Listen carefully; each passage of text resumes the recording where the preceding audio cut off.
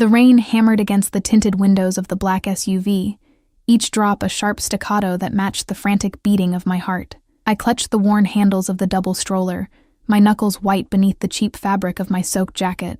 The crosswalk signal blinked red, but I was already halfway across, desperate to reach the pharmacy on the other side before it closed. My daughter Emma had been burning with fever all afternoon, and my son Lucas wouldn't stop coughing. Those wet, rattling sounds that made my chest tighten with fear every time I heard them.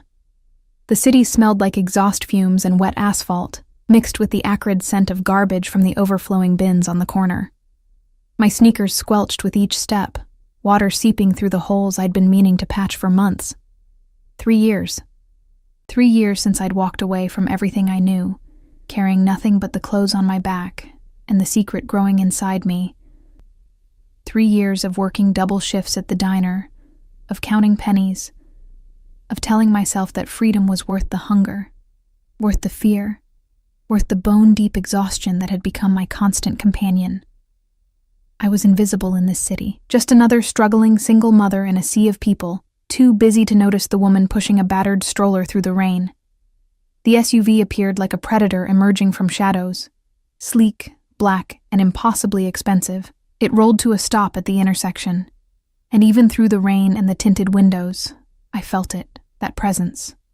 That suffocating weight I'd spent 3 years trying to forget. My feet froze mid-step. The passenger window descended with a mechanical whisper, and the world tilted on its axis. Through the gap, I caught a glimpse of charcoal gray wool. A suit that probably cost more than 6 months of my rent. The scent that escaped the vehicle made my stomach clench. Bergamot and cedarwood. Expensive and unmistakable. A scent that used to cling to my skin. That used to make me feel safe before I learned that safety was just another word for cage. Keep moving, Elena. My voice was barely a whisper, lost in the drum of rain. But the SUV's door opened, time fragmented into sharp crystalline pieces. A black leather shoe touched the wet pavement. Italian, polished to a mirror shine despite the rain. Then another. A figure emerged, and even backlit by the city lights, I would have known that silhouette anywhere. Tall, broad-shouldered, moving with the predatory grace of someone who had never known fear, because he was the thing others feared. Dante Moretti. My hands trembled on the stroller handles. Emma stirred, her small face flushed with fever, and Lucas coughed again, the sound weak and pitiful. The rain plastered my hair to my face, and I knew I looked like exactly what I was. A woman who had been broken down by life, piece by piece, until there was nothing left but survival instinct and love for her children. He stood there in the rain, and he didn't move, didn't speak. Behind him, I could see movement in the SUV, at least 2 other figures, their shapes suggesting the bulk of body armor beneath expensive suits. His security. Of course. Dante Moretti never went anywhere without an army at his back. I should have kept walking, should have lowered my head and pushed past him, pretended I was just another stranger on a city street. But my body had betrayed me, rooted to the spot by 3 years of nightmares and the visceral memory of what it meant to be in his orbit. Then his gaze dropped to the stroller. The world stopped. I watched his expression change. Watched the cold mask of the man who ruled the city's underworld crack, just enough to let something else through. His eyes, dark as midnight and twice as dangerous, fixed on the 2 small faces visible beneath the stroller's rain cover, Emma with her dark curls and his sharp cheekbones, Lucas with his olive skin and the stubborn set of his jaw that was pure Moretti. The twins were 2 years and 4 months old enough to have his features stamped on their faces like an undeniable truth I'd tried so hard to deny. Behind Dante, another figure emerged from the SUV. A woman, tall, willowy, dressed in cream-colored designer clothes that probably cost more than I made in a year. Her blonde hair was perfectly styled despite the rain, and diamonds glittered at her throat, the kind of diamonds that declared ownership, that marked territory. She had her hand on the car door, her expression impatient, annoyed at the delay. His fiancée. The woman the newspapers called Victoria Castellano, daughter of the Castellano crime family. The alliance that would unite 2 of the most powerful mafia organizations on the East Coast. Dante? Her voice cut through the rain, sharp with confusion and irritation. What's the delay? But he didn't turn toward her. didn't acknowledge her at all. His attention was locked on the stroller with an intensity that made my skin prickle with warning. I could see his mind working behind those dark eyes, could almost hear the calculations, the realizations clicking into place like bullets sliding into a chamber. The rain grew heavier, and somewhere in the distance, a car horn blared. The crosswalk signal had changed twice since I'd frozen here, trapped between the woman I'd been and the life I'd built from ashes. Dante. Victoria's voice again, louder this time, edged with the kind of entitlement that came from never having been denied anything. We're going to be late for... He moved. 3 steps brought him close enough that I could see the muscle ticking in his jaw, close enough that his presence engulfed me like a physical force, close enough that I caught the full impact of his scent and felt my traitorous body respond with memory, with the ghost of a time when I'd believed his darkness could shelter rather than consume. Elena. My name on his lips was a weapon and a caress, rough with something I couldn't name and didn't want to recognize. Those children, I found my voice somewhere in the depths of my terror, are none of your concern. His hand moved, not toward me, but toward the stroller. One of his men materialized beside him instantly, a wall of muscle in a black suit, hand inside his jacket where I knew a gun waited, but Dante waved him back with a subtle gesture, his attention never leaving my face. How old? The question was soft, deadly soft, the tone he used right before someone disappeared from the streets forever. 2. The word escaped before I could stop it. Mathematics was a merciless thing. I watched him do the calculation, watched the moment he understood that 9 months before the twins' birth put their conception exactly at the time when I'd still been his, when I'd still been naive enough to believe I could love a monster without becoming a monster myself. Emma coughed, a small sound that shattered the moment. My hands tightened on the stroller handles, maternal instinct overriding 3 years of fear. I need to go. They're sick. Get in the car. It wasn't a request. No. The word hung between us like a grenade with the pin pulled. Behind him, Victoria had stepped fully out of the SUV now, her expression transforming from annoyance to sharp interest. She was moving closer, her heels clicking on the wet pavement, and I could see the exact moment she registered the situation, the way Dante was looking at me, the stroller, the undeniable mathematics of the children's age. Dante? Her voice had changed, taking on a dangerous edge. Who is this woman? He didn't answer her, didn't even glance in her direction. His focus remained absolute, pinning me in place with the weight of his attention. Elena, get in the car. We're not having this conversation in the rain while my children are sick. My children. The possessive pronoun landed like a punch to my solar plexus. This was the moment I'd dreaded for 3 years, the nightmare that had woken me gasping in the dark. The moment when Dante Moretti discovered he was a father and decided what to do about it. They're not... I started.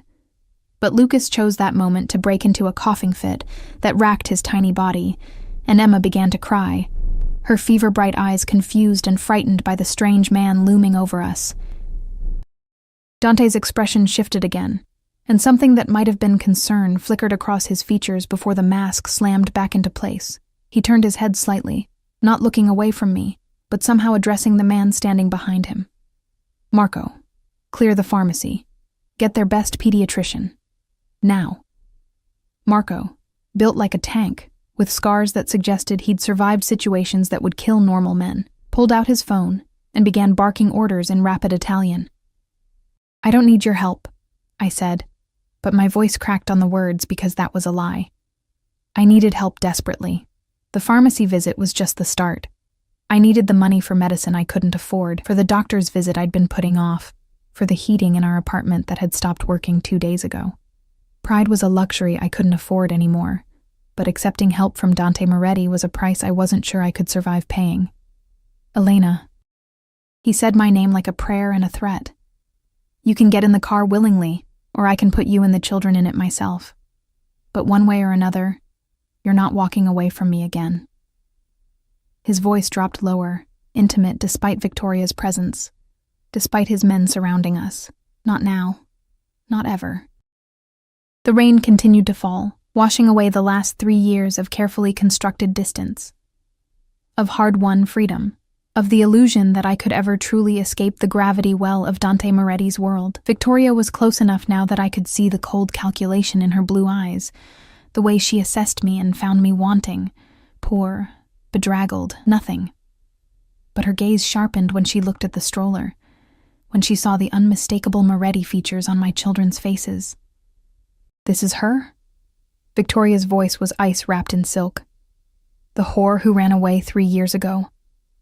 The word landed like a slap, but before I could respond, Dante moved. His hand shot out and caught Victoria's wrist with enough force to make her gasp, his grip visibly painful even from where I stood.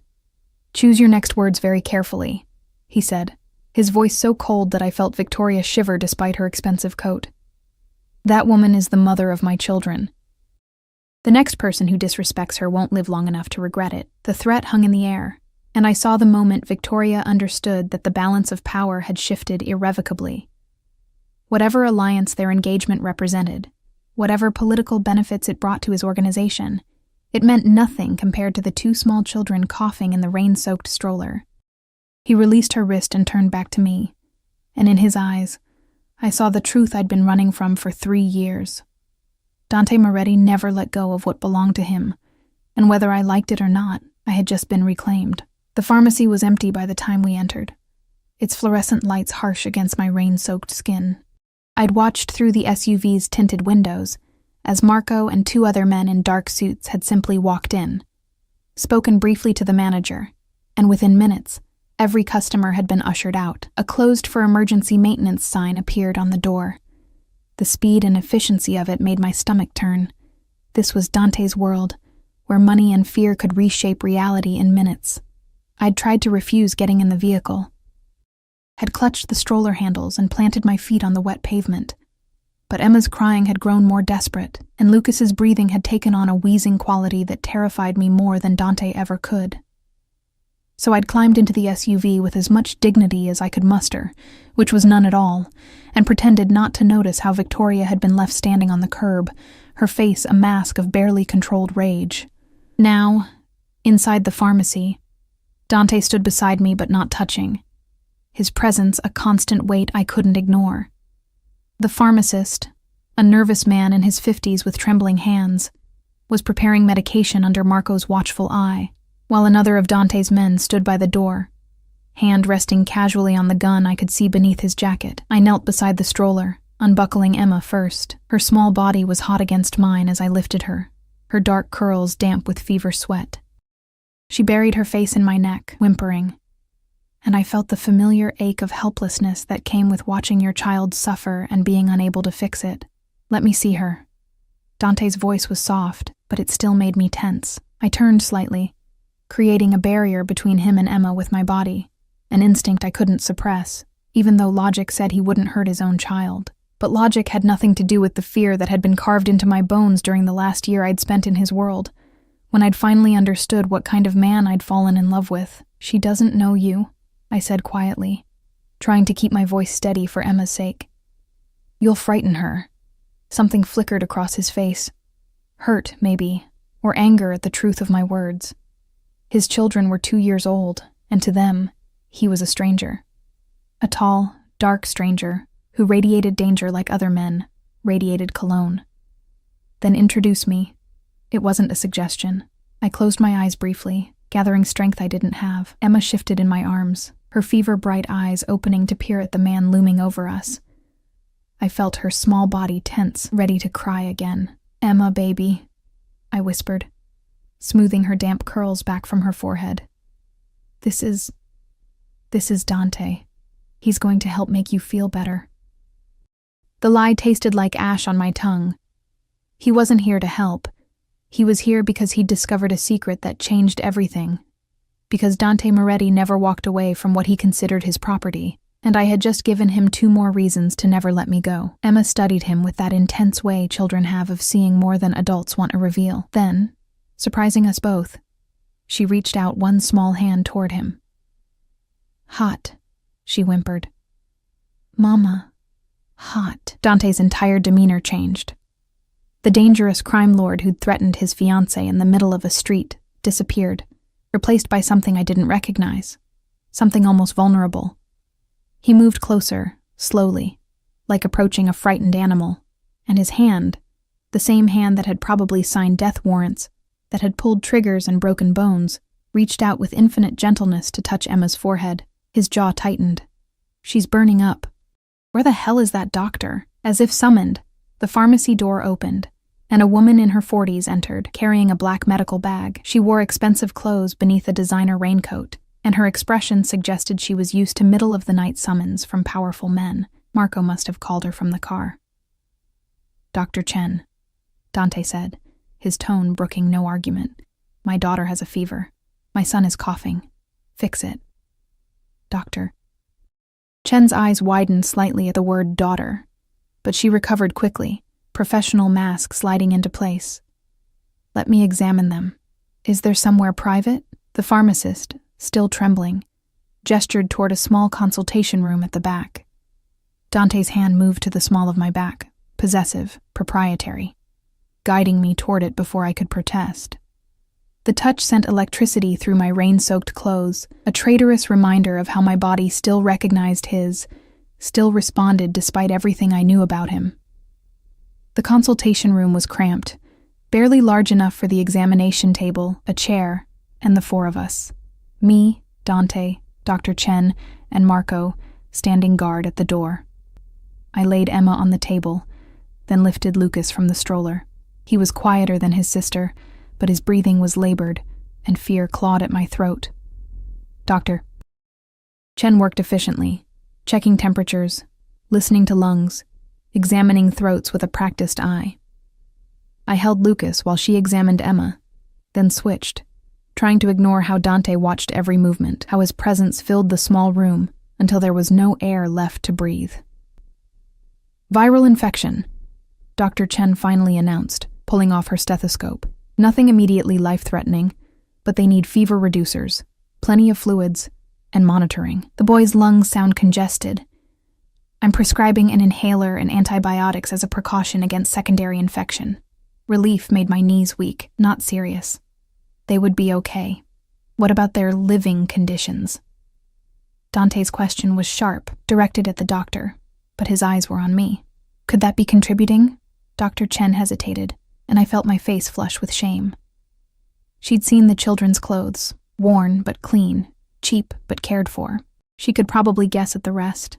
The cold apartment, the irregular meals when money was tight, the stress that clung to me like a second skin. "Adequate warmth and nutrition are important for recovery," she said carefully, diplomatically, "and for preventing future infections." "I take care of my children," I said, my voice harder than I'd intended. I was tired. So tired of being judged, of being found wanting. They're loved and fed and living in poverty. Dante's words cut like a knife. "Don't lie to me, Elena. I can see it. The holes in your shoes, the way you're shaking. And that's not just from the rain. When did you last eat a full meal?" I wanted to hit him. Wanted to scream that this was his fault. That I'd had to choose between the cage of his world and the freedom of poverty. That there was no good choice when you loved a monster. But Emma was watching with fever-glazed eyes, and Lucas was whimpering in my arms, and falling apart was a luxury I couldn't afford. "That's none of your business anymore," I said instead, my voice cold. "Thank you for the doctor. We'll take the medication and go." "Go where?" His tone was deceptively mild, but I heard the steel beneath it. "Back to whatever hovel you've been living in. Back to working yourself to death while my children get sick from inadequate heating. It's my home. They're my children. And we've been fine. They're my children too." The words were quiet, but they hit with the force of a physical blow. "And you kept them from me for over 2 years. The accusation hung between us, justified and terrible." Dr. Chen cleared her throat uncomfortably, gathering her equipment. "I'll give the prescriptions to your pharmacist. The children should start feeling better within 24 hours. If the fever doesn't break or the breathing worsens, take them to the hospital immediately." Dante nodded dismissal, and she fled, leaving Marco to close the door behind her. The room felt smaller than ever, suffocating with unsaid words and 3 years of secrets. "You don't understand," I started, but he cut me off. "Then explain." He moved closer, not touching but close enough that I could feel his body heat, could smell the bergamot and cedarwood that used to mean safety. Explain why you disappeared in the middle of the night. Explain why you never told me you were pregnant. Explain why I've spent 3 years thinking you were dead while you raised my children in poverty. His voice cracked on the last word, and I realized with shock that Dante Moretti, the man who ruled the underworld with an iron fist, who never showed weakness, was furious and hurt in equal measure. I was afraid, I whispered, the truth escaping before I could stop it. Of you. Of what you'd become. Of what staying in your world would do to them. So you chose this instead? He gestured around the cramped room, toward the poverty I'd been trying so hard to deny. You chose to struggle alone, to let my children go without, rather than accept my protection? Your protection comes with a price I wasn't willing to pay. And what price is that? I looked up at him then, meeting those dark eyes that had once made me feel cherished and had later made me feel owned. My soul. My freedom. Everything that makes me human instead of just another possession in your collection. The silence that followed was broken only by Lucas's labored breathing and Emma's small whimpers. Dante's jaw worked, his hands clenching and unclenching at his sides, a tell I remembered, a sign he was fighting for control. I never tried to own you, he said finally, his voice rough. I loved you. You loved the idea of me. The version of me that smiled and looked beautiful on your arm and never asked questions about the blood on your shirts or the screams I heard from the basement. My voice shook, but I kept going, 3 years of silence finally breaking. You loved me the way someone loves a painting. Something beautiful to possess, to display, to keep locked away from the world. That's not... He stopped, and for a moment, I saw something like uncertainty cross his face. I protected you. You suffocated me. And when I found out I was pregnant, I shifted Lucas in my arms, his small weight a reminder of everything at stake. I knew I had to choose, stay and raise them in your world, where violence is normal and morality is negotiable, where they'd grow up thinking that power justifies anything, or leave and give them a chance at something better. Better? His laugh was bitter. You call this better? Living in poverty, working yourself to exhaustion, my children getting sick because you can't afford proper heating? That's what you chose? Yes. The word was firm, even though my arms ached from holding Lucas, even though exhaustion made my vision blur. Because at least here, they learn that people matter more than power. That kindness isn't weakness. That love doesn't come with conditions and contracts, and the constant threat of violence. Dante stared at me, and in his expression, I saw a war being waged between the man he'd become and whatever remained of the person he'd been before the Moretti family business had consumed him entirely. Elena, he said finally, and his voice held a note I'd never heard before. Something almost pleading. I can't let you go. Not now. Not knowing I have children who need me. Need you? I shook my head. They need food and warmth and safety. They need a mother who isn't constantly looking over her shoulder. They don't need a father who solves problems with bullets and bribes. They need both. He moved closer, and this time he did touch me, one hand cupping my face with a gentleness that made my traitorous body remember every moment I'd loved him. And whether you want to accept it or not, you need me too. How long can you keep this up, Elena? How long before exhaustion makes you sick? Before you can't work anymore and lose even the little you have? His thumb traced my cheekbone, and I hated that my eyes burned with tears I refused to shed. He was right, and that was the cruelest part. I was drowning, had been drowning for 3 years, kept afloat only by stubborn pride and desperate love for my children. I won't go back to being your prisoner, I whispered. Then don't. His eyes locked with mine, intense and dark, and full of something dangerous. But don't deny my children what they deserve either. Let me help them, Elena. Let me give them what you can't. The offer hung between us, tempting and terrible, because I knew that accepting help from Dante Moretti meant accepting chains, even if they were made of gold. It meant stepping back into his orbit, where his gravity would pull me closer and closer until escape became impossible again.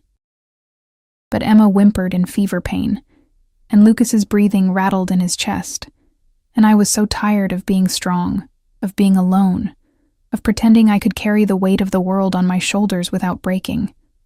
"What do you want?" I asked, and hated how defeated I sounded. His smile was sharp as a blade. "Everything. But for now, I want you and the children to come home with me. Tonight, we'll discuss the rest tomorrow." "And if I refuse?" His hand dropped from my face, but his eyes held mine captive. "Then I'll have Marco drive you back to your apartment, and tomorrow morning, you'll find that your landlord has mysteriously decided to evict you. Your employer at the diner will suddenly have concerns about your performance. Every door you try to walk through will close in your face until you have nowhere left to go but back to me." The threat was delivered calmly, matter-of-factly, and I knew with sickening certainty that he meant every word. This was Dante Moretti, the man who owned half the city, who could reshape reality with a phone call, who never accepted defeat. "That's not a choice," I said, my voice hollow. "That's coercion. That's reality." He stepped back, giving me physical space even as his words trapped me more thoroughly than chains ever could. "I've spent 3 years thinking you were dead, Elena. 3 years mourning you. And now I find out you've been alive, raising my children, suffering alone because you were too proud or too afraid to ask for help. You made your choice 3 years ago. Now it's my turn." The door opened, and Marco entered carrying 2 pharmacy bags bulging with medications. Behind him, the pharmacist hovered anxiously, probably terrified about what he'd witnessed, and desperate for us to leave. "The car's ready, boss," Marco said, his scarred face impassive. "And I've sent men to Miss Castellano's residence with her belongings and a message. Victoria." I'd almost forgotten about her, about the engagement that had presumably been shattered the moment Dante had discovered his children's existence. I should have felt guilty, but I was too numb, too overwhelmed by the avalanche of change that had destroyed my carefully constructed life in the space of an hour. "Good." Dante took the pharmacy bags, then held out his hand to me, not commanding, but offering. "Come on, let's get them home and warm and medicated. We'll figure out the rest later." I looked at his hand, at the gold ring on his smallest finger bearing the Moretti crest, at the scars on his knuckles that told stories of violence I'd never wanted to know. Then I looked at Lucas in my arms, at Emma lying exhausted on the examination table, at the choice that wasn't really a choice at all. I took his hand. His fingers closed around mine, warm, strong, possessive, and I felt the trap snap shut around me once again. But this time, I wasn't walking into it blind. This time I knew exactly what kind of monster I was dealing with, and this time, I had 2 small reasons to fight back. The Moretti estate hadn't changed in 3 years. The same imposing iron gates, the same manicured grounds visible even through the rain and darkness, the same sense of stepping into a world where normal rules didn't apply. The SUV rolled up a circular driveway paved with stones that probably cost more than my annual salary, coming to a stop before a mansion that looked like something out of a Gothic novel. All dark stone and tall windows and the kind of architecture designed to intimidate. I'd sworn I'd never see this place again. Emma had fallen into a fitful sleep against my shoulder, her small body radiating heat through her worn clothing. Lucas was awake but quiet in Dante's arms, a development that had surprised us both when he'd reached for his father in the car, too sick and exhausted to maintain stranger danger. Watching Dante hold his son for the first time, seeing the careful way he supported Lucas's head, the almost frightened tenderness in his expression, had done something dangerous to my heart. I couldn't afford to remember the man I'd fallen in love with. That man had been an illusion, a mask the monster wore when it suited him. The front doors opened before we reached them, and a woman in her 60s appeared. Mrs. Chen, the housekeeper, her face creasing with shock when she saw me. Behind her, I could see staff members gathering, their expressions ranging from curiosity to barely concealed hostility. The woman who'd run away from Dante Moretti, who'd humiliated him by disappearing, was not someone who would be welcomed back easily. "Prepare the east wing," Dante said, not breaking stride as he carried Lucas inside. 3 bedrooms, connecting. 1 for Elena, 1 for the children, 1 for their nanny. I want humidifiers set up in the children's room. fresh linens, heating set to 75 degrees. Have Dr. Martinez on standby in case the fever worsens overnight. Mrs. Chen recovered quickly, her professionalism overriding her surprise. Of course, Mr. Moretti. Will you be needing dinner prepared? For Elena, yes, whatever she wants. And warm milk for the children, something gentle on their stomachs. He paused at the base of a sweeping staircase, finally looking at me. What do they like to eat? The question was so domestic, so normal, that it felt surreal coming from a man whose enemies tended to disappear into the river. Toast, I said quietly, with a little butter and applesauce. But they might not want to eat with the fever. We'll try anyway. He started up the stairs, and I had no choice but to follow. Emma's weight in my arms a familiar burden. The mansion smelled the way I remembered. Lemon polish and old money, and the faint metallic undertone that might have been my imagination, but that I'd always associated with violence done in shadows. The East Wing was as far from Dante's personal quarters as you could get while still being in the same building. A small mercy, perhaps, or a calculated move to make me feel less trapped. The suite Mrs. Chen led us to was bigger than my entire apartment. 3 connecting rooms with thick carpet and furniture that probably cost more than I'd make in a lifetime. The children's room had been hastily prepared with 2 cribs, too small, I realized. Emma and Lucas were long past cribs, but it would do for tonight. I'll have proper beds brought in tomorrow, Dante said, reading my expression. And clothes, toys, whatever they need, make a list.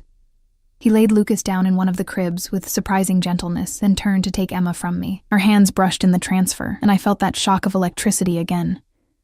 My body's betrayal still acute, even after everything. Once both children were settled, Dante straightened and studied me in the soft lamplight.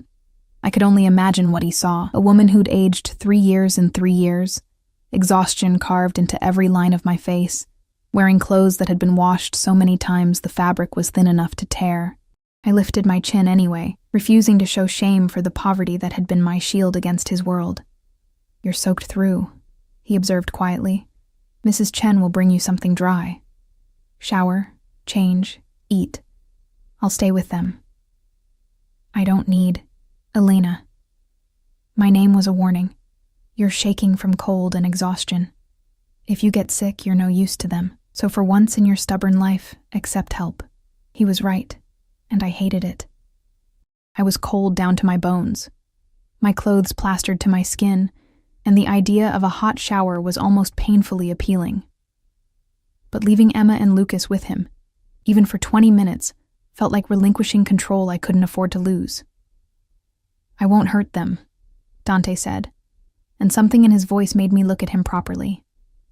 Whatever you think of me, Elena, whatever I've done, I would die before I let harm come to my children. You have to believe that. The terrible thing was, I did believe it. Dante Moretti was a monster in many ways, but he had his own twisted code of honor. Family was sacred. Blood was everything, and now that he knew Emma and Lucas existed, they would be under his protection whether I wanted it or not. 20 minutes, I said finally. And if Emma wakes up, I'll come get you immediately. He moved to one of the plush chairs positioned between the cribs, lowering himself into it with the easy grace of a predator at rest. In the soft light, with his attention focused on the sleeping children, he looked almost human, almost like the man I'd fallen in love with before I'd learned what his last name really meant, Mrs. Chen appeared at the door with an armful of clothing, expensive my size, probably belonging to one of the female staff members, or procured with frightening efficiency from somewhere in the mansion. She guided me to my room, pointing out the ensuite bathroom with its marble counters and shower big enough for 3 people. The hot water was a revelation.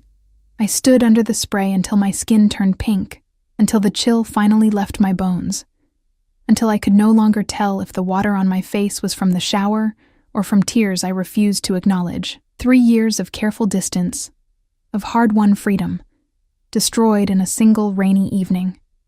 I was back in Dante's world, back in his orbit, and I had no idea how to protect my children from the gravity that would inevitably pull them deeper into his darkness. When I emerged, wrapped in a towel that cost more than my weekly grocery budget, I found clothes laid out on the bed, soft leggings and a cashmere sweater that felt like a cloud against my skin. No underwear, I noticed, which meant these had definitely been procured from somewhere in the house. The thought of wearing another woman's clothes should have bothered me more than it did, but I was too tired to care. Dressed and marginally more human, I made my way back to the children's room.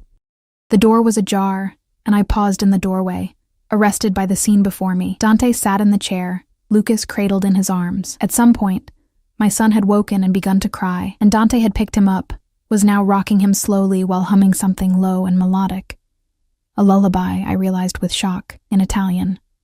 Lucas's eyes were drooping, one small fist clutched in Dante's expensive shirt, completely trusting in a way that made my chest ache. "You're good at that," I said quietly, announcing my presence. Dante looked up, and in his expression, I saw naked vulnerability quickly masked. "My mother used to sing this to me before." He trailed off, and I filled in the blanks. Before she'd been killed in a rival family's attack. Before violence had become the only language the Moretti family understood. I moved into the room, checking on Emma. Still asleep. Her breathing easier now that the medication was working. When I turned back, Dante was watching me with an intensity that made my skin prickle. "We need to talk," he said quietly, "about how this is going to work. There's nothing to work out. This is temporary, just until they're better. Then we go back to our life." His laugh was soft and humorless. "No, Elena, you don't get to decide that unilaterally anymore. These are my children. I have rights." "Rights?" Anger flared in my chest, hot and welcome after hours of fear and confusion. "You want to talk about rights? You gave up any rights when you chose to be a criminal. When you chose violence and power over everything else. I didn't choose this life. I was born into it." His voice remained low, mindful of the sleeping children, but I heard the steel beneath. "And everything I've done, every decision I've made, has been to protect my family, to keep them safe in a world that would destroy us given the chance." "And what about my safety? What about the night I heard you torturing someone in the basement? What about the mornings I'd wake up to find blood on your clothes? What about living every day knowing that the man I loved was capable of—" I stopped, closing my eyes against the memories. I couldn't raise children in that environment. I couldn't let them think that was normal. So instead, you raised them in poverty, made them suffer because of your pride. The accusation stung because part of me had always wondered if I'd made the right choice, if my children's cold apartment and irregular meals and constant worry was really better than the warm safety of Dante's wealth. Purchased with blood money, at least they have their humanity. I whispered. At least they're growing up learning that people aren't disposable, that problems can't be solved with violence, that their mother worked herself to exhaustion and still couldn't provide basic necessities. Dante stood carefully, settling Lucas back into the crib with practiced ease. Then he turned to face me fully, and in the lamplight, he looked every inch the dangerous man he was. "I'm not arguing that my world is perfect, Elena. I'm not even arguing that you were wrong to be afraid. But you can't deny that I can give them more. Better education, better health care, better opportunities. Everything. Everything except a moral compass. Then you'll provide that." He moved closer, not touching, but near enough that I had to tilt my head back to maintain eye contact. "Stay. Not as my prisoner, not as my possession, but as their mother. Let me provide for them, protect them, give them the life they deserve. And you teach them morality, humanity, whatever values you think I lack. That's not how this works. You can't compartmentalize. They'll see who you are, what you do. They'll learn from your example. Then I'll be better." The words were quiet, fierce. "For them, I'll be the man you thought I was when you fell in love with me." "That man never existed," I said, but my voice lacked conviction. Because sometimes, in moments like this, I saw glimpses of something in Dante that might have been real, something that might have been love before it had been twisted by power and violence into possession. "Maybe not," he conceded. "But he could exist, if you give me a reason to try." The offer hung between us, tempting and terrifying in equal measure. Because I could see it, the life he was painting, Emma and Lucas growing up with every advantage, never hungry or cold or afraid. Me, freed from the constant exhaustion of survival, able to actually be present for my children instead of working myself to death to provide bare necessities. All I had to do was surrender, Accept the golden cage, and pretend I didn't see the blood on the bars. And what about Victoria? I asked, latching on to practicality because emotion was too dangerous. Your fiancé?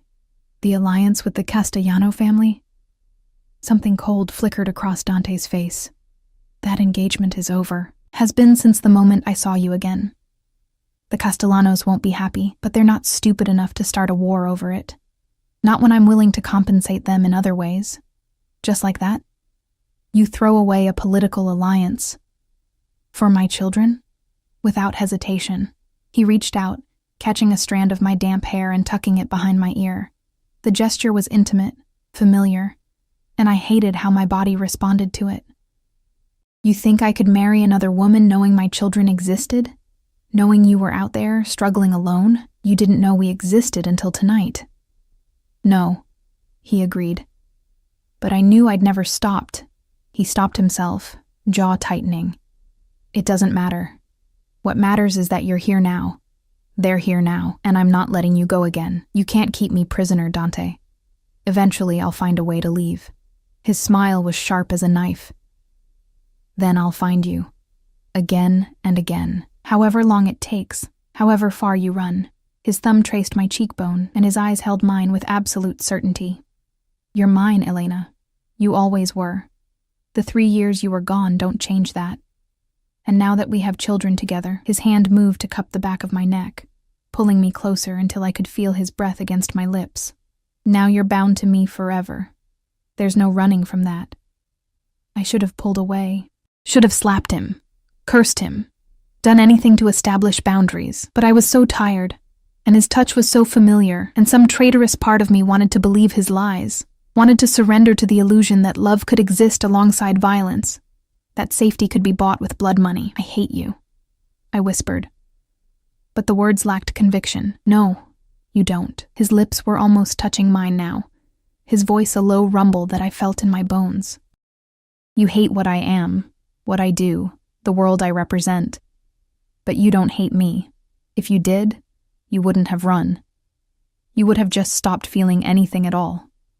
He was right.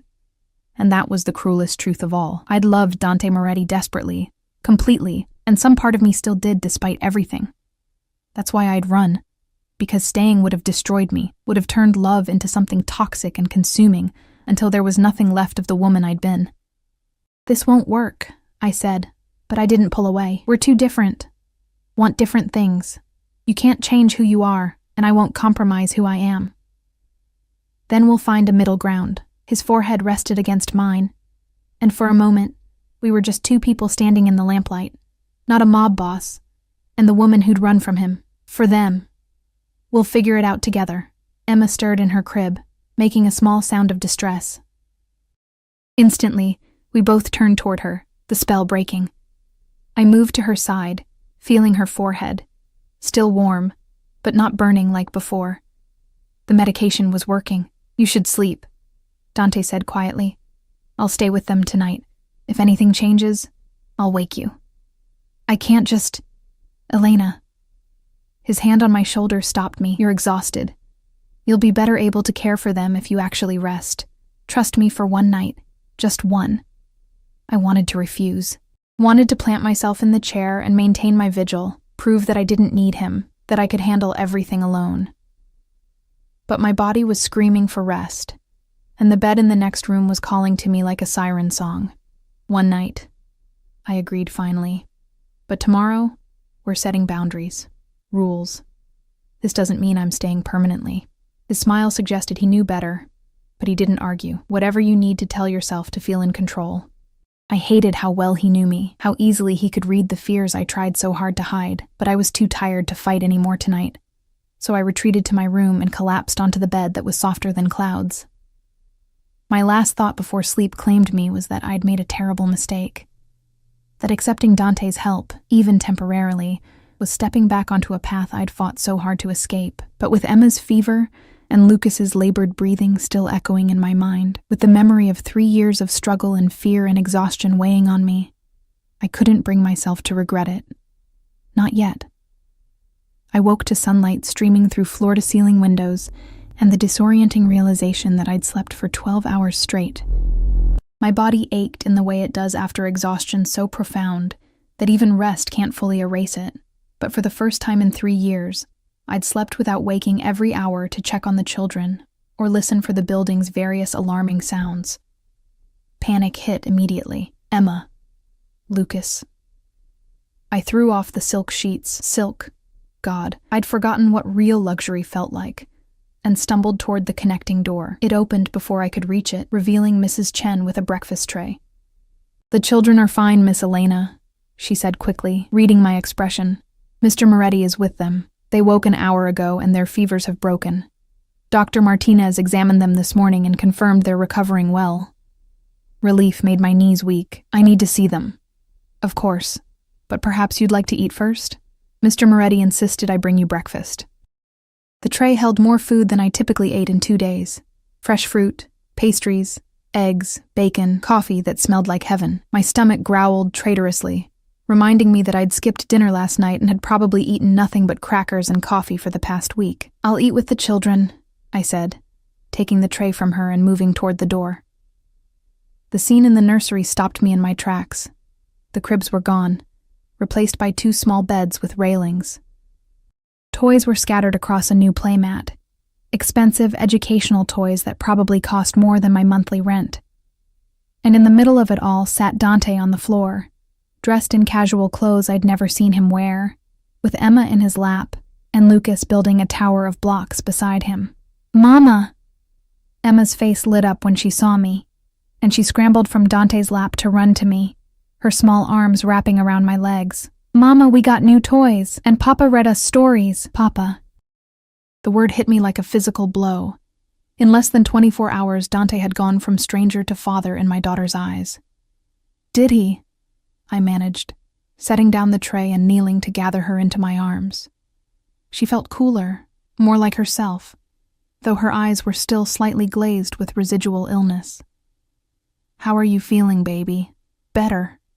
She squirmed to be released, already wanting to return to the new toys. "Lucas is building. Come see." I looked up at Dante, who was watching me with an expression I couldn't quite read. He looked different in the morning light, dressed in dark jeans and a simple black sweater. More human, less like the untouchable crime lord I'd fled from. His hair was slightly mussed, as if small hands had been running through it, and there was a softness around his eyes that made my chest tight. "They woke up asking for you," he said quietly. "But when I explained you were resting, they agreed to let you sleep. Emma's been teaching me about her favorite colors, and Lucas has decided I need to learn proper block stacking technique." As if to demonstrate, Lucas carefully placed another block on his tower, then looked up at his father for approval. Dante's smile was genuine, proud, and I saw my son's face light up in response. This was dangerous. More dangerous than threats or coercion. This domesticity, this glimpse of what our life could be, it was seductive in a way I hadn't prepared for. "We need to talk," I said, straightening, "about how this is actually going to work." After breakfast, Dante stood with the fluid grace of a predator, moving to the tray I'd set down. "The children need to eat, and so do you. Business can wait an hour." I wanted to argue, but Emma was already pulling me toward her new bed, eager to show me the books Dante had apparently read to her, and Lucas was bringing me blocks with the solemnity of a child sharing his most precious possessions. So I let myself be distracted, let myself sink into the simple joy of seeing my children happy and healthy, even as part of me whispered warnings about the price we'd pay for this comfort. Breakfast was chaotic and perfect, Emma talking nonstop between bites of strawberries, Lucas quietly eating while building increasingly complex block towers, Dante watching all of us with an intensity that made my skin prickle. He'd positioned himself so he could see the door, I noticed. And even in this domestic scene, his phone vibrated constantly with messages he ignored. "Marco wants to know what to do about the Castellano situation," he said eventually, glancing at his phone. "Apparently Victoria's father is demanding a meeting.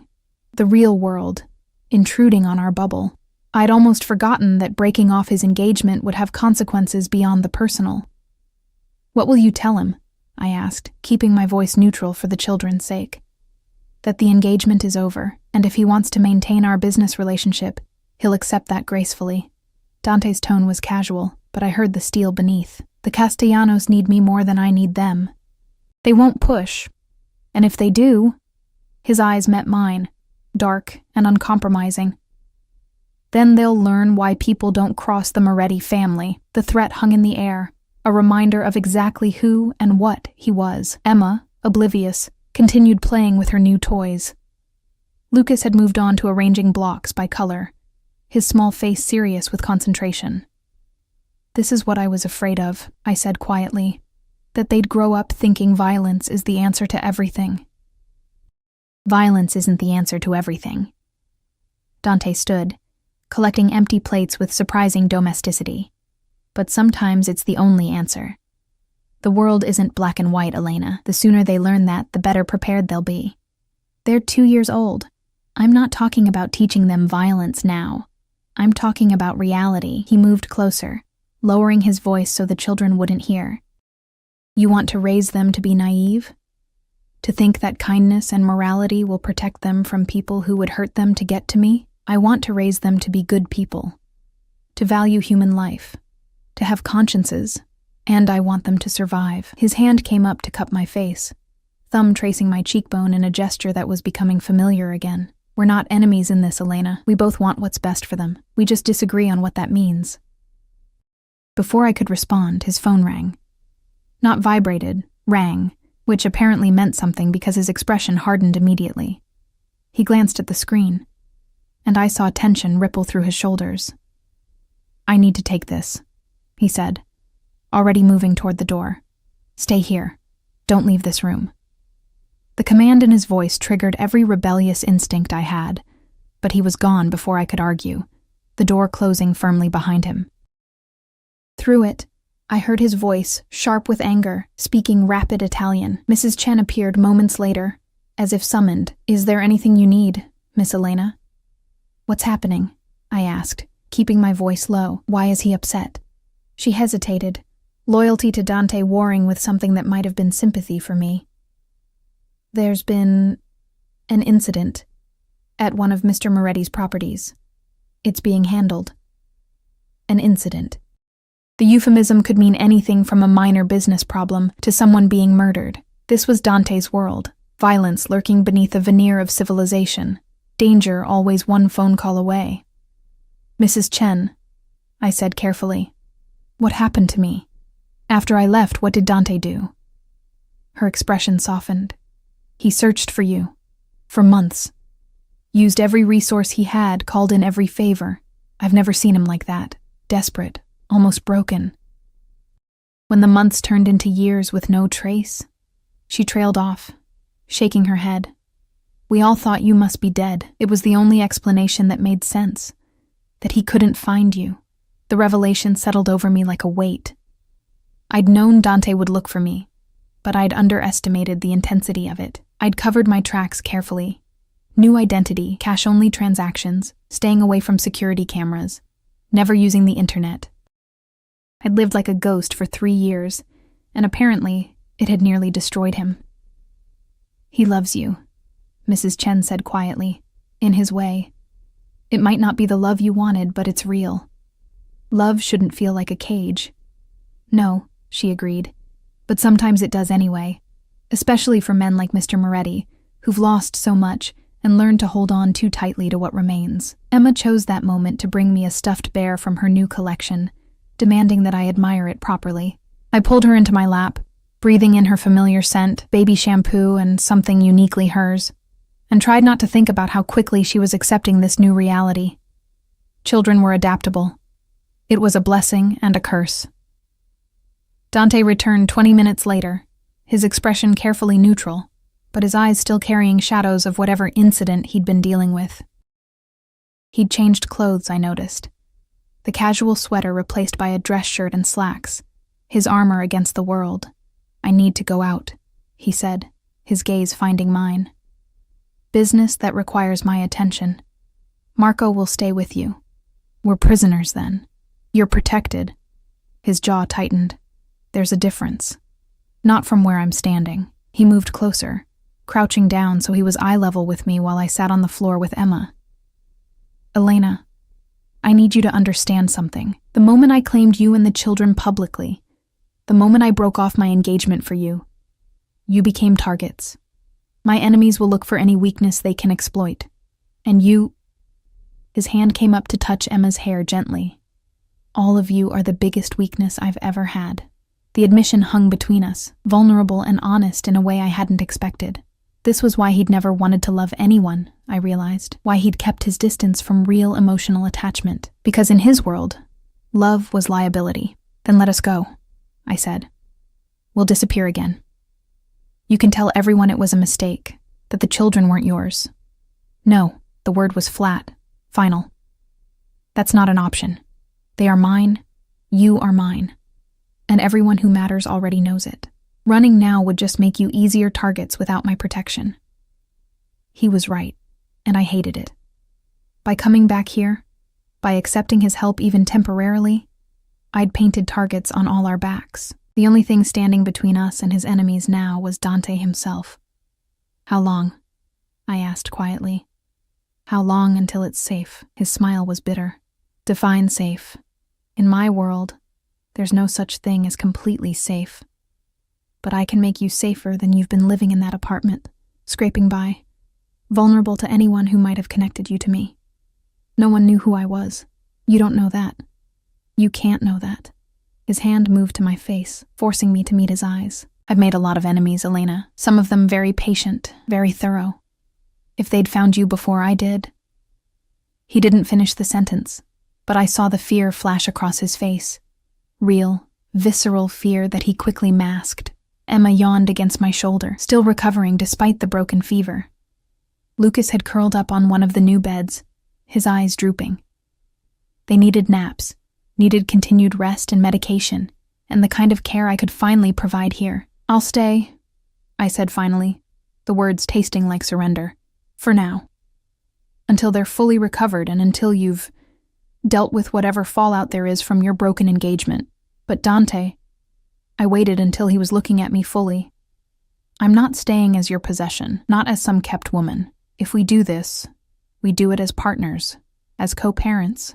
You don't control me and I don't control you. But we make decisions about the children together. Done." His agreement came too quickly, and I saw the trap, even as I walked into it. Because co-parenting meant staying in contact, meant being in his orbit, meant slowly being pulled deeper into his world, until the lines blurred, and I forgot where I ended, and his influence began. But what choice did I have? He was right about the danger, right about my vulnerability, right about being able to provide a better life for Emma and Lucas. All I could do was hold on to my sense of self, maintain my boundaries, and hope that 3 years of hard-won independence had made me strong enough to resist his gravity. "I need to go," Dante said, standing. "Marco will be outside the door. Mrs. Chen can get you anything you need. There's a phone on the nightstand. My direct number is programmed in. If anything happens, anything at all, you call me immediately." "What kind of anything?" "Anything that makes you uncomfortable, anyone you don't recognize, any feeling that something's wrong."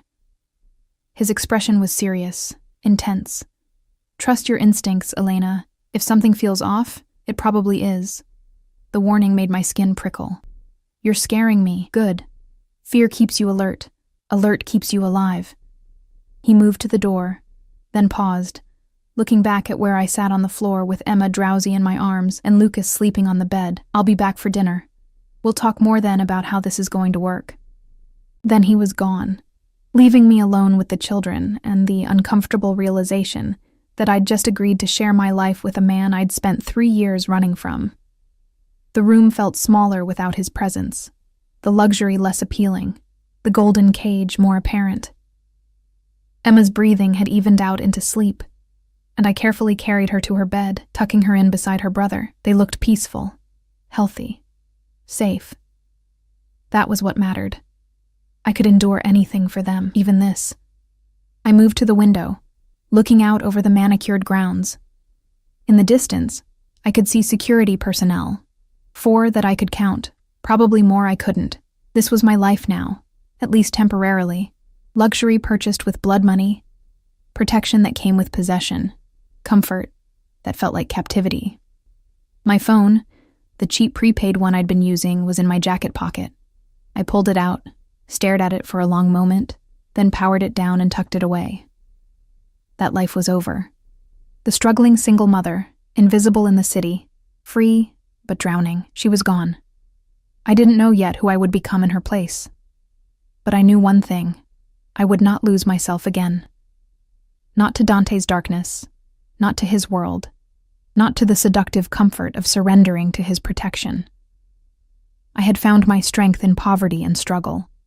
Now I would have to find it again in luxury and danger, for Emma, for Lucas, for the woman I'd fought so hard to become. 3 weeks passed in a strange blur of domesticity and danger, of learning to navigate Dante's world while maintaining the boundaries I'd sworn to protect. Emma and Lucas recovered fully, their laughter filling rooms that had been silent for too long.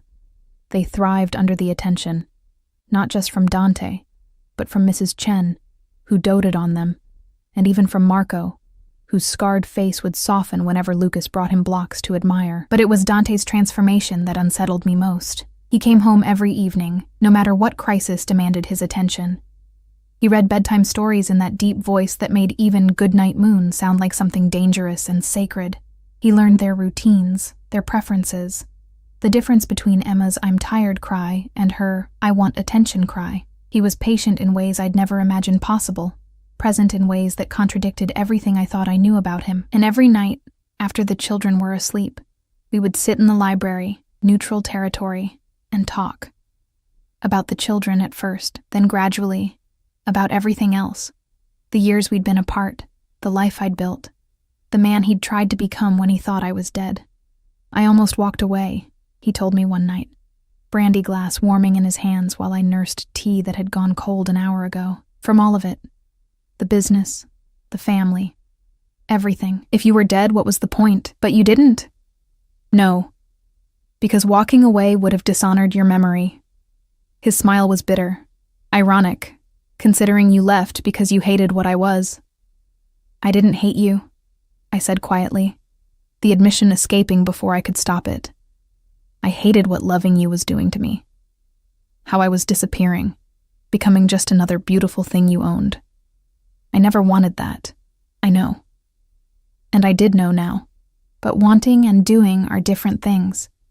You loved me the only way you knew how. By protecting me, providing for me, keeping me close. You just didn't realize you were suffocating me in the process. He was quiet for a long moment, staring into his drink. And now? Am I suffocating you now? I considered the question honestly. The past 3 weeks had been nothing like I'd expected. Yes, there was security everywhere. Yes, my movements were monitored.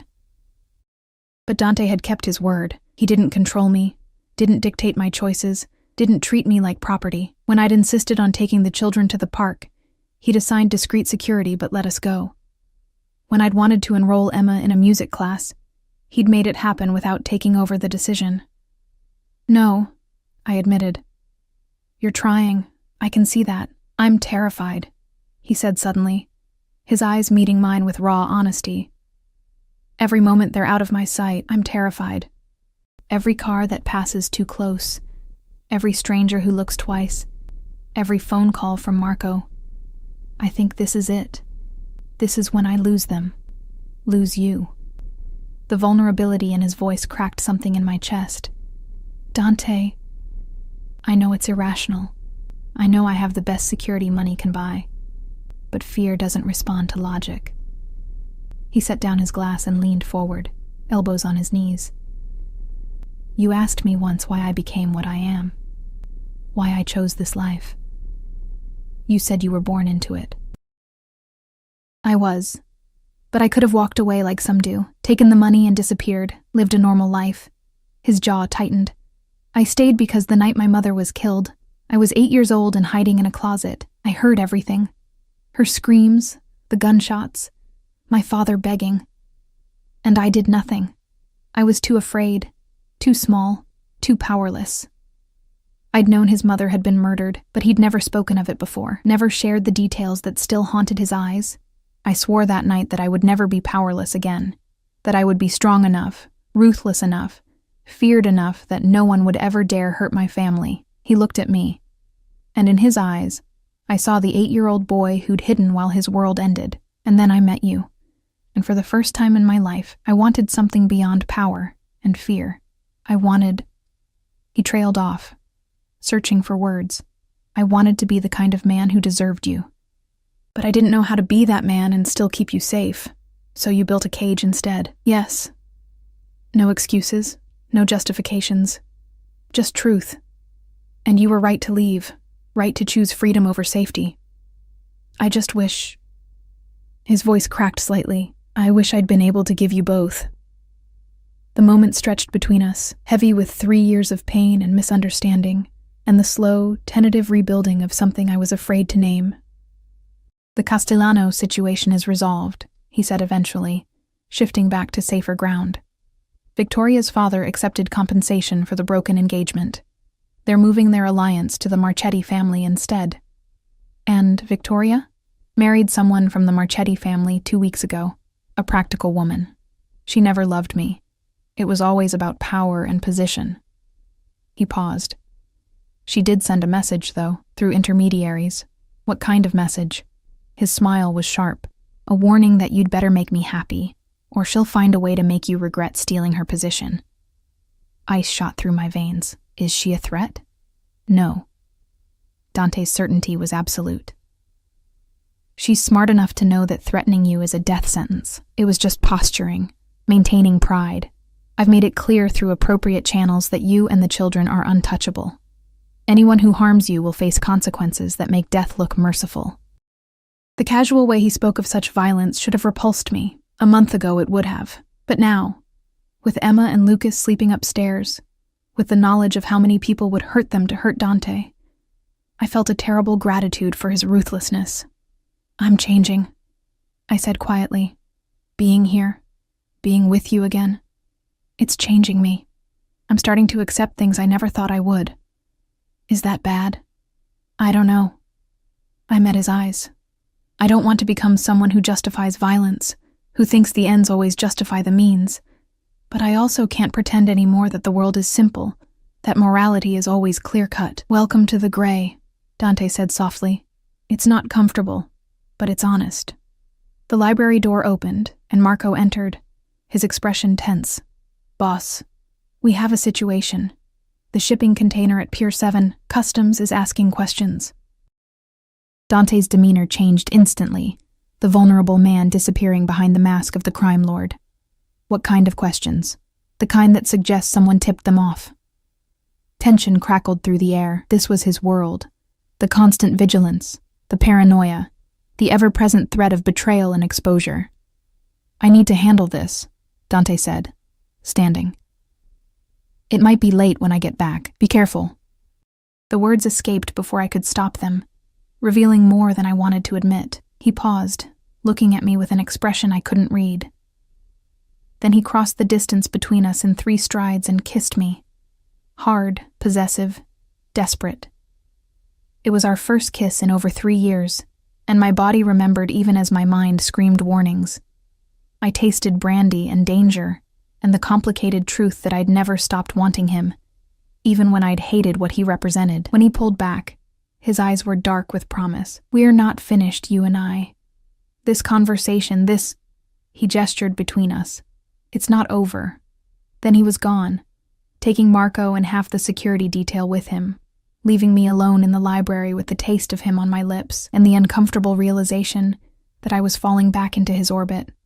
Not helplessly, not without awareness, but inevitably nonetheless. The weeks turned into months. Summer came, hot and humid, and I watched Emma and Lucas grow in ways that both delighted and terrified me. They were happy, genuinely happy, in ways they'd never been in our cold apartment.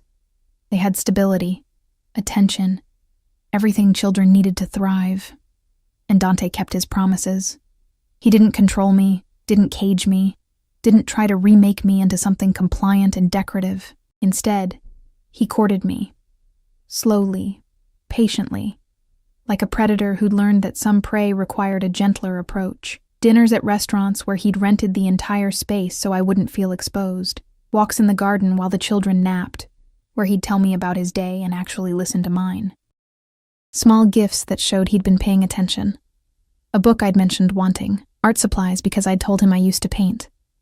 A jade plant because I'd said I missed having something green to care for. He was careful with me in ways he'd never been before. Patient when I pulled away, understanding when I needed space. Present, but not overwhelming. It was seductive, this new version of Dante Moretti, the one who'd learned from past mistakes, who was genuinely trying to be better. But I never forgot what he was capable of.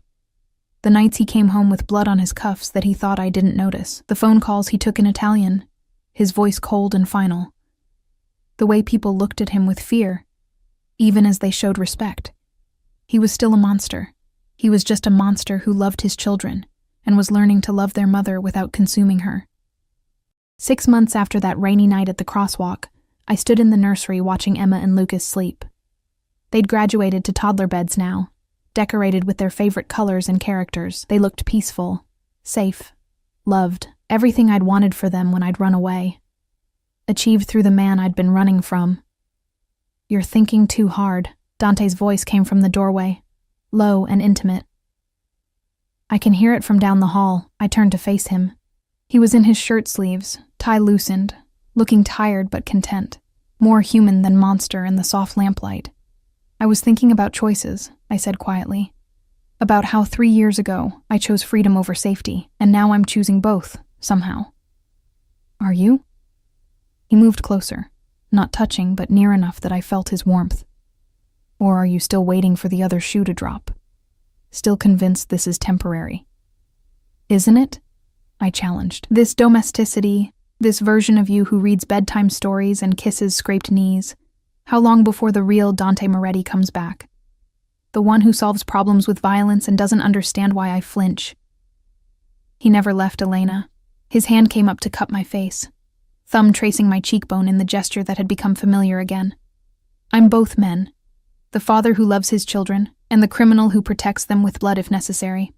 You don't get to separate them. They're the same person." "I know." The admission hurt. That's what I'm struggling with, because I love watching you with them. I love seeing you be gentle and patient and everything I never thought you could be. But I also know what you did last week to the man who tried to steal from you. Dante's expression hardened. He betrayed the family. There are consequences for that. He had children too. A wife who's now a widow. He should have thought of that before he stole from me. No remorse, no guilt, just the cold pragmatism that was at his core. In my world, loyalty is everything. Betrayal can't be tolerated, and that's what I can't accept, that black and white ruthlessness. Then don't accept it. His other hand came up, framing my face between his palms. Keep challenging me. Keep being my conscience. Keep reminding me that there's another way to be human. But don't ask me to be weak, Elena. Don't ask me to let threats to my family go unanswered just to maintain some moral purity. I'm not asking for moral purity. I'm asking for proportionality, for mercy when it's warranted. And when is it warranted? His eyes searched mine. When someone threatens my children? When they put you at risk? Where's the line, Elena? I didn't have an answer. That was the problem with gray areas. Nothing was simple anymore. "I don't know," I admitted. "But I think we figure it out together. I push you toward mercy. You pull me toward realism. And somewhere in the middle, we find something that works, a compromise." His smile was soft. "I can work with that." He kissed me then, slow and deep, different from that desperate kiss months ago. This was a promise, a beginning, an acknowledgement that we were building something new from the ashes of what we'd been.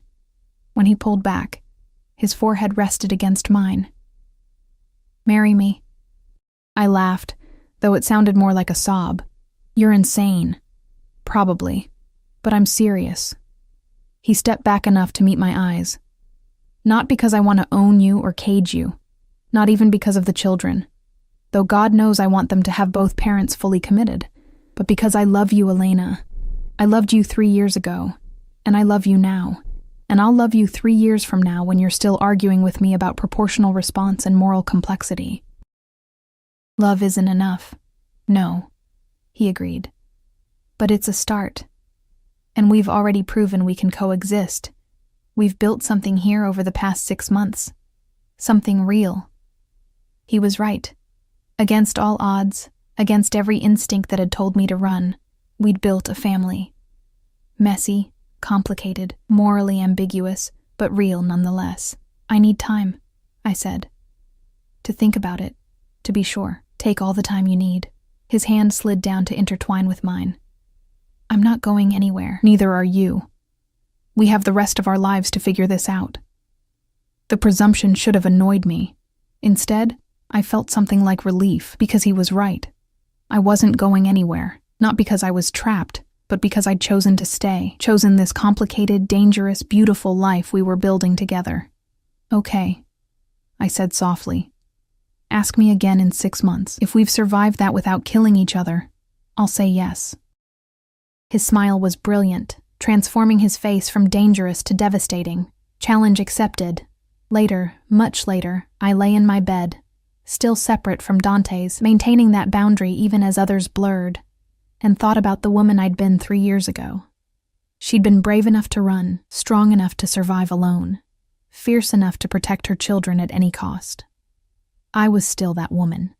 But I was also someone new, someone who'd learned that strength could coexist with compromise, that love could survive in gray areas, that sometimes the right choice was the one that made your heart and your conscience reach an uneasy truce.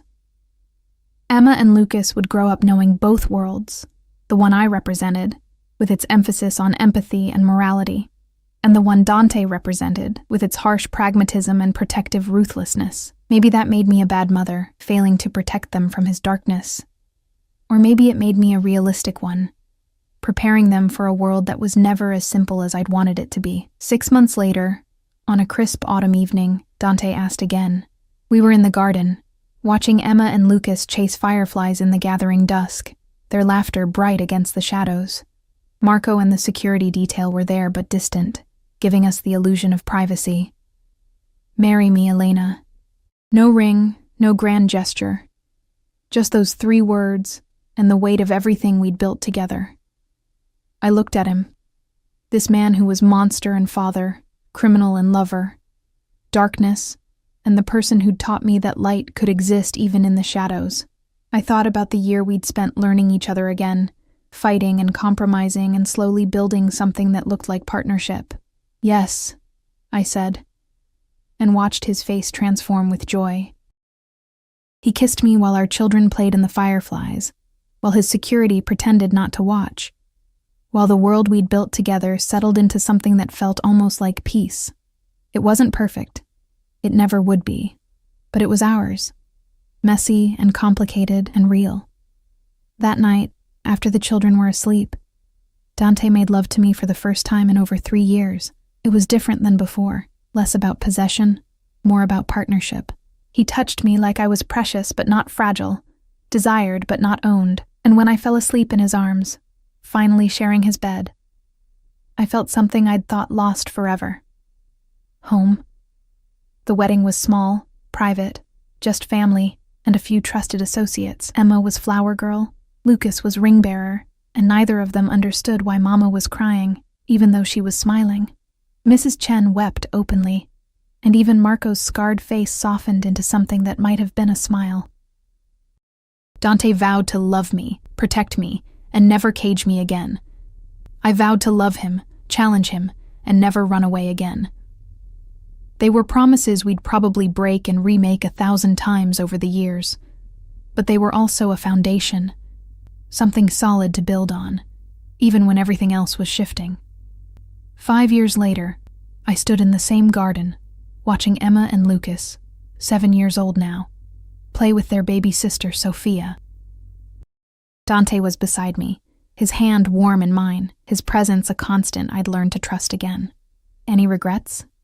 He asked quietly, the question he posed every year on our anniversary. I thought about the woman I'd been, struggling alone in that cold apartment. I thought about the compromises I'd made, the moral flexibility I'd developed, the ways I'd changed to fit into his world while maintaining my core self. Only one, I said honestly, that I didn't trust you enough to try this 3 years earlier. That I wasted time running when we could have been building this together. You needed to run, he said, surprising me with his understanding. You needed to prove to yourself that you could survive without me, that you had strength independent of my protection. Otherwise, you never would have believed you were staying by choice. He was right. I'd needed those 3 years of struggle to become someone strong enough to stand beside him as an equal, rather than as a possession. I love you, I said, the words coming easier now than they had even a year ago. Monster and man, father and criminal, all of it. I love you too. He pulled me closer, pressing a kiss to my temple. Conscience and challenge, mother and partner, all of it. Sophia shrieked with laughter as Lucas swung her around, and Emma called for us to watch her cartwheel. Our children. Safe. Loved. Growing up in a world that was complicated but theirs, they would have to navigate the gray areas we'd created, would have to reconcile their father's darkness with their mother's light. But they would do it together, as a family. And that, I thought, watching Dante scoop Sophia up while Emma and Lucas demanded equal attention, was worth every compromise, every moral complexity, every moment of uncertainty. We'd built something real from impossible circumstances, something that looked like love, felt like family, and tasted like hard-won happiness. It wasn't the life I'd imagined for myself, but it was the life I'd chosen, again and again, day after day, and that made all the difference. The rain had stopped years ago, but we'd finally found our way home.